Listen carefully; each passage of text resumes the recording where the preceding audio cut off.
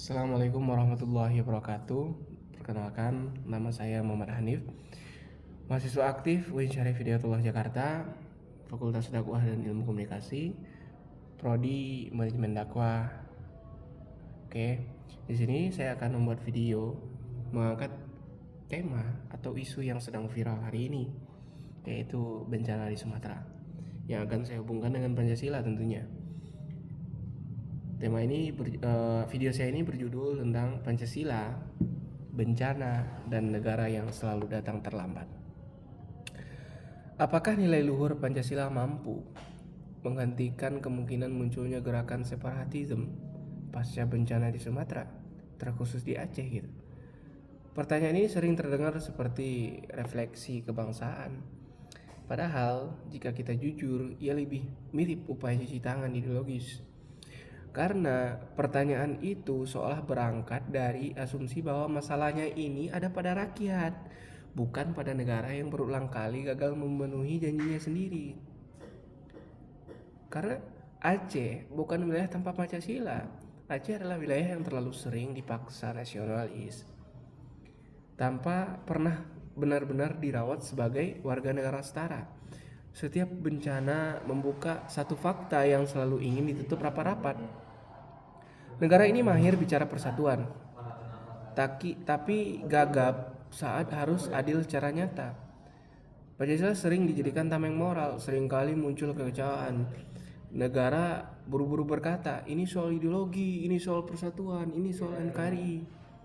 Padahal yang dipersoalkan rakyat bukan ideologinya, melainkan pengalaman hidup yang berulang kali mengecewakan. Karena separatisme tidak lahir dari ruang hampa.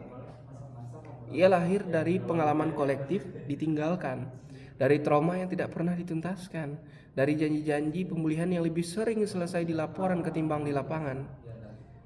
Pasca bencana negara hadir dengan seragam, bahkan ada yang hadir dengan rompi anti peluru, tidak masalah, prosedur dan konferensi pers. Namun kehadiran itu sering terasa hanya administratif, bukan manusiawi. Bantuan datang, tapi tidak selalu tepat sasaran.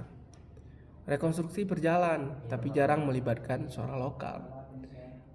Pemulihan disebut berhasil, sementara luka sosial dibiarkan membusuk. Lalu negara heran ketika muncul ketidakpercayaan dari rakyat. Lebih heran lagi ketika muncul benih separatisme. Padahal jika kita mau jujur, yang disebut ancaman separatis seringkali hanyalah cermin retak dari kegagalan negara membaca penderitaan rakyat sendiri. Disinilah Pancasila diuji, bukan di podium, tapi di praktik. Sila kemanusiaan menuntut empati, namun yang sering hadir justru kalkulasi anggaran. Sila keadilan sosial menuntut pemerataan, namun yang terjadi justru pemusatan keuntungan di tangan segelintir elit dan kontraktor. Pancasila tidak pernah meminta rakyat untuk diam ketika diperlukan tidak adil, tapi negara sering menggunakannya untuk membungkam kritik, seolah mempertanyakan kebijakan sama dengan mengkhianati bangsa. Karena cara berpikir kekuasaan ini terlihat jelas dalam cara negara memandang alam dan wilayah pinggiran. Ketika seorang pemimpin bisa berkata dengan lantang di atas podium, sawit juga pohon, tidak akan terjadi deforestasi. Kalau lahan ditanami dengan satu jenis spesies tumbuhan, itu bukan hutan, namun kebun, Pak. Lalu dengan enteng menambahkan, kita tanam lagi di Papua karena ingin menjadikan Sumatera jilid 2 gitu. Maka yang sedang kita saksikan bukan sekedar pernyataan ekonomi, melainkan cara berpikir kekuasaan. Dalam logika ini, hutan direduksi menjadi angka, tanah direduksi menjadi komoditas, masyarakat lokal direduksi menjadi variabel pengganggu. Jika alam saja diperlukan sebatas objek, maka jangan heran jika manusia di sekitarnya ikut diperlukan sama.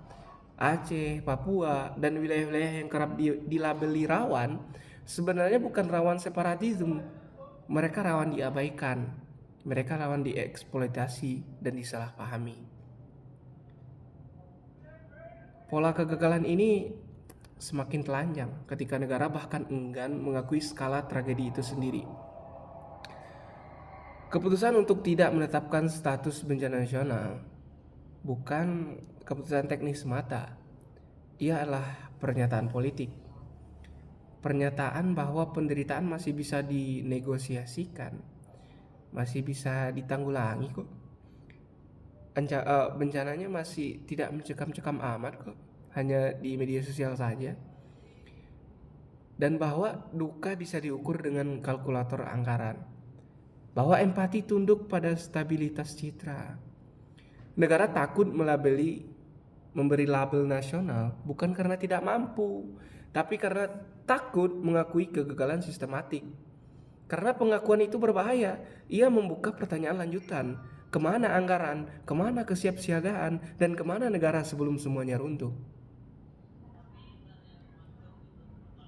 Hal ini terjadi karena di negeri kita ini hampir semua gitu, menteri-menteri bermentalkan ABS. Asal Bapak senang. Di titik inilah masalah paling berbahaya muncul. Mental ABS asal Bapak senang, bukan asal rakyat selamat, bukan asal keadilan ditegakkan, tetapi asal laporan terlihat rapi, asal grafik tampak menurun, asal atasan tidak terusik. Oh siapa? Listrik 93% menyala. Oh siapa? Jangan ditetapkan bencana nasional. Hanya mencekam di media sosial saja Pak gitu. Jadi dalam budaya seperti ini, menteri tidak lagi bertanya apakah kebijakan ini benar ya, tapi mereka bertanya apakah ini menyenangkan pimpinan, apakah ini menyenangkan Bapak ya gitu. Maka jangan heran jika realitas di lapangan bertolak belakang dengan klaim di pusat, karena yang naik ke atas bukan kebenaran, melainkan kabar yang sudah dipoles. Dalam sistem ABS, bencana bisa dikecilkan, penderitaan bisa disederhanakan, kemarahan rakyat bisa dilabeli provokasi, angka-angka korban itu hanya dipandang angka gitu. Semua demi satu tujuan, menjaga ilusi bahwa negara baik-baik saja. Untuk penutup, yang berbahaya bukan rakyat. Separatisme tidak tumbuh di tengah negara yang kuat dan jujur. Ia tumbuh di tengah negara yang menyangkal realitas, menutup kritik, dan memaksa rakyat percaya pada versi resmi yang bertolak belakang dengan pengalaman hidup mereka sendiri. Pancasila tidak pernah mengajarkan penyangkalan. Ia tidak pernah mengajarkan mental-mental ABS.